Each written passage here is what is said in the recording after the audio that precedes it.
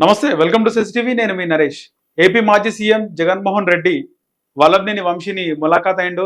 వంశీని కలిసిన తర్వాత బయటకు వచ్చి జగన్మోహన్ రెడ్డి ఎప్పట్లాగే చంద్రబాబు నాయుడిని, లోకేష్ ని వాళ్ళ పైన విరుచుకుపడ్డాడు. కొడాలి నాని, వల్లభనేని వంశీని ఎవరిని చూసినా కూడా చంద్రబాబు నాయుడుకి అస్సలు పడదని, ఎందుకంటే తమ సొంత సామాజిక వర్గం నుంచి ఈ వల్లభనేని వంశీ కానీ, కొడాలి నాని కానీ ఒక పెద్ద నాయకులుగా ఎదుగుతుంటే ఆయనకు నచ్చదని, సొంత కులంలోనే రాజకీయంగా ఎవరు కూడా ఎదగొద్దని, ఇంకా వల్లభనేని వంశీ కానీ చంద్రబాబు నాయుడు కంటే బాగా గ్లామర్ గా ఉంటాడు, కొడాలి నాని కూడా చంద్రబాబు నాయుడు కంటే బాగా ఉంటాడు, కానీ వాళ్ళ ఎదుగుదలను చూసి ఓరోలేడు చంద్రబాబు నాయుడు అని.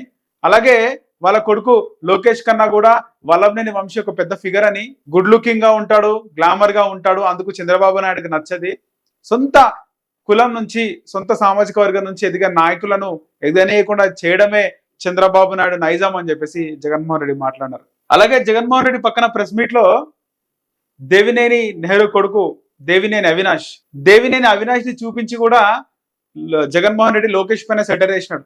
అలాగే మా దేవినేని అవినాష్ చంద్రబాబు నాయుడు కొడుకు లోకేష్ కంటే కూడా అవినాష్ బాగుంటాడు, గ్లామర్ గా ఉంటాడు, ఆయన పైన కూడా కేసు పెట్టే అవకాశం ఉంటుంది, ఆయనను కూడా జైలుకు పంపించే అవకాశం ఉంటుంది చంద్రబాబు నాయుడు అని మాట్లాడడం జరిగింది. ఇలాంటి చంద్రబాబు నాయుడుది ఒక మాఫియా రాజ్యం నడుస్తుందని, చంద్రబాబు నాయుడుకి సపోర్ట్ గా ఆయన సొంత సామాజిక వర్గం కొంతమంది ఏబిఎన్ రాధాకృష్ణ గాని, ఈనాడు రామోజీరావు, ఇలా ముగ్గురు నలుగురు కలిసి ఏ విధంగా అయినా ప్రజలు చంద్రబాబు నాయుడుకి ఓటు వేయాలని ఒక పెద్ద మాఫియా సామ్రాజ్యాన్ని నడిపిస్తున్నామని చెప్పేసి జగన్మోహన్ రెడ్డి విరుచుకుపడ్డాడు.